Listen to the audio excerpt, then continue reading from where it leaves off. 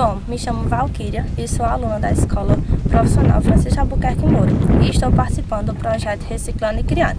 Esse projeto é um apoio da FUNCAP e o governo do estado do Ceará. Somos em 10 bolsistas, mas aqui estamos apenas com a representação de 3.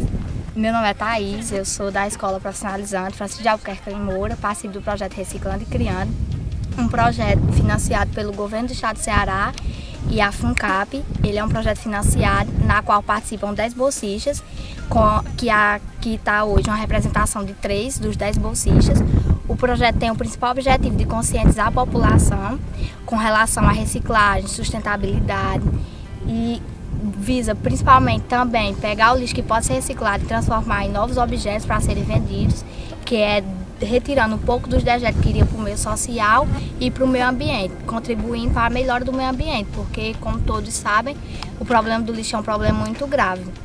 O nosso projeto foi desenvolvido por etapas durante várias fases, todo baseado em um cronograma de atividades, onde teve conscientização de alunos nas escolas do CEDO, teve conscientização da população, confecção de produtos, teve exposição de produtos, venda de produtos, exposição em uma feira de ciências, teve entrevistas, documentários, entre várias outras coisas que o projeto ainda vai desenvolver e pretende conscientizar cada vez mais a população da nossa cidade de CEDO.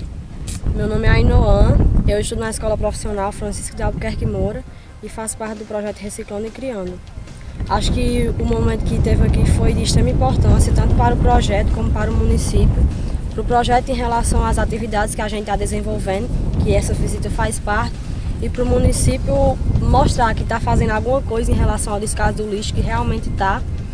E acho que deveria ser uma coisa que toda a população devia fazer como cidadão, procurar saber o que está acontecendo em relação a isso e que realmente está sendo tomada atitudes. Além dessa questão da conscientização da população, em parceria com a Prefeitura e com o governo do estado, nós estamos tentando levar para a população não apenas a questão da conscientização, mas mostrar que o lixo também é uma fonte de dinheiro quando aproveitada de maneira correta, de maneira coerente.